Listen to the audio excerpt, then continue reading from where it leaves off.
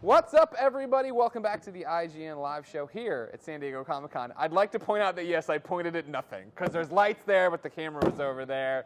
God damn it.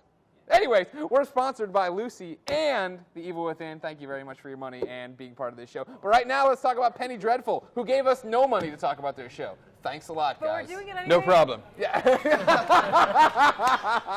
That's the new thing. That's our new meme, just pointing off to the sides. This one we're doing for love, though. Josh just gave us a good segue. Would you like to do the segue for us? Reeve Carney played Spider-Man on Broadway. We were just talking about Spider-Man. There was a lot of Spider-Man talk right before this. Synergy with the Sinister It was Sisters. a synergy, but let's talk about Penny Dreadful. This is a great horror series. Why is it a great horror series? Because it's about the characters. Yeah. Anyway, that's what I think. So I want to get your take. You had a reveal at the very end of the season. By the way, if you're not caught up, I'm about to spoil all of it. Too bad. You should not have watched this live stream. Go get caught up. It's a really good show. We had a reveal about your character, but of course, what I want to know from you guys is how much did you harken back to the source material, or did you want to just kind of leave all of that aside? I read the picture of Dorian Gray in preparation for this role. I didn't have the opportunity to read it in high school. I didn't choose to, but John Logan, our writer and creator, wanted me to actually kind of put that aside and put them back on my mind because it's something that he thought would be useful in a sense, but not. Didn't want us to follow the book directly. So that was my experience. I think same here for Frankenstein. It was an amazingly rich kind of base to start from, but then John's scripts kind of take it in a place that is beyond what the novel will do. So to a point, and then just with John's writing. Well, like I said, we did get the big reveal right at the end of the season. Now, it was seeded. I think we knew that your monstrous side was going to come out, and you're the Wolfman. Do you think that Ethan... I was just about to watch that episode. I told you. I warned you.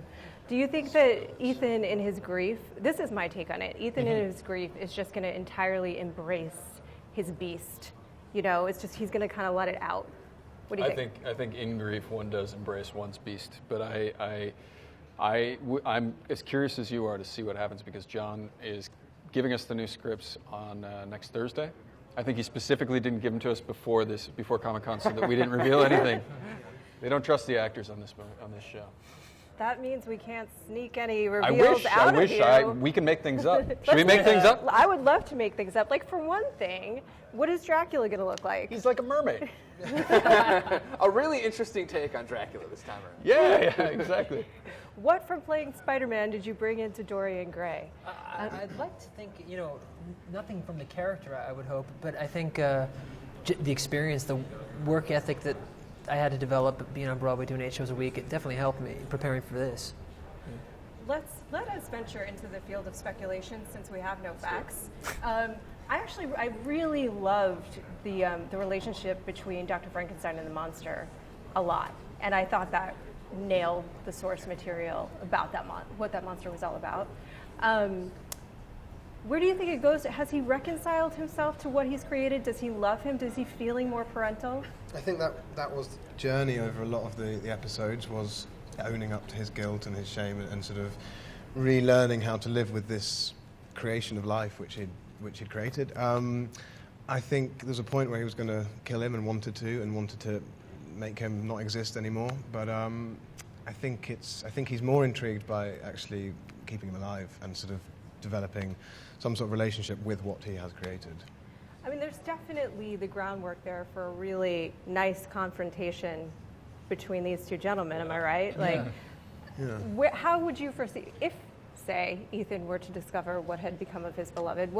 How would he react? I think Ethan, this is speculative, but I think that Ethan was thinking of Brona as a way to sort of save himself. I knew that he knew that there was some sort of curse that he was carrying around with him. I don't think he has full understanding of what's happening to him when he blacks out, but I think that he believes that he's done some terrible things, and maybe by saving Brona from her consumption, he could save himself. And when he doesn't, obviously something snaps. So seeing her alive again, I think could create quite a murky little piece of business. So that's interesting that you say that, because I felt like he was in control of the Wolfman in those final, like he had almost called upon it to do battle for him, but you feel like he has no control, is not aware. I think he knows that something happens to him when the moon is full. Okay. I think he probably has a pretty good idea of what happens to him. But again, this is speculative because I haven't read the new scripts. All right. But I don't think that he knows for certain. I don't see how he could, unless someone told him, and then he's running away from that. But yeah, we'll see. Well, maybe it would be like a dream, remembering a dream or something. Could be, yeah. So let's talk about one of the things that was notably missing, that I noted was missing, besides Dracula, which I did want to see, was the portrait.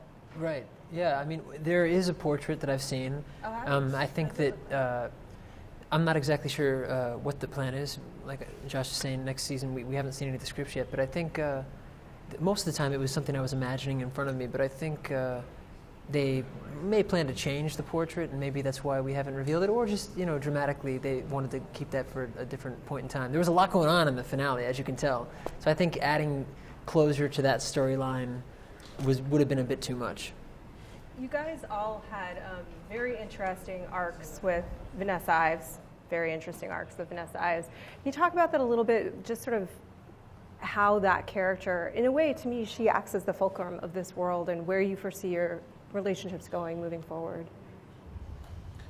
Speculatively? Sure. I mean, we get it. No. They're not going to quote you. This is Headline. No one else is going to hear. Jump to a week later when they just exactly. cropped out your answer. Josh spoils the whole thing. Right. I think that Vanessa and Ethan are going to have quite an interesting relationship in the future, but I think that it's maybe not as sexually charged as you might assume. I don't know. My take on it is that it's that there's some sort of need for them to take care of each other, almost protect each other, and I don't know why that is, but I don't even want to guess. I don't want to ruin anything. So, but I do think that all of our relationships are going to deepen over the next few seasons. If we do have multiple seasons, they just have to. That's what's good about TV. I'm sorry, I didn't see them as sexually charged, so that's interesting. I saw them as brotherly and sisterly. This was sexually charged, obviously. Your relationship with her. Oh, yeah, mine, yeah.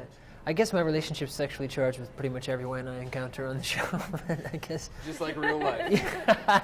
I think Greg's feeling it right sitting now. next to him. All right, speculatively, we have a Facebook question. Remember, everybody, you need to be going to our Facebook, liking us, then leaving your comments like this one from Jenny. What is good horror to you? Harry, start us off. What is good horror to you? When you're least expecting it, atmosphere, the character, the kind of what you don't see, I suppose, is sometimes what you imagine is the scariest thing, I'd say. Agree with that? I don't know if I can add to that necessarily. It's good.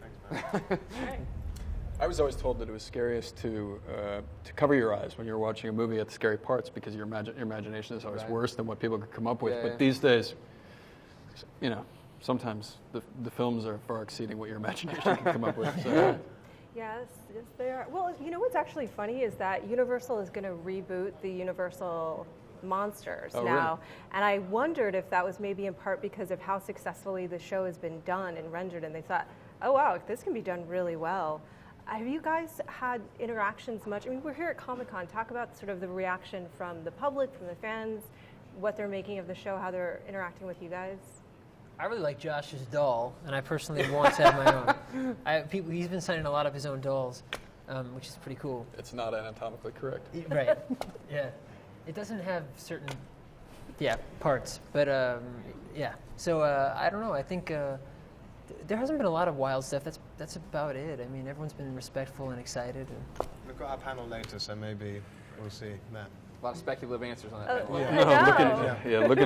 Looking forward to seeing how people are dressed. Hopefully there'll be a few. There was an amazing girl who was dressed up as Rory's character that we met downstairs. As the creature. With full half prosthetic on her head. And There was a girl. Yeah. Dressed as the I love creature, and her. absolutely perfectly. Yeah. Really? Yeah. That's amazing. Did you guys get a picture with her? Yeah. We did. I photobombed it. You guys are taking a picture. Yeah. Ruining their memories. I did, Good job, totally. Josh. Guys, thank you so much for coming by. When can people expect more Penny Dreadful?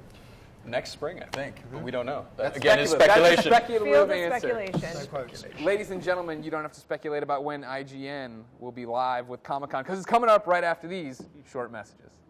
Pointing over there now.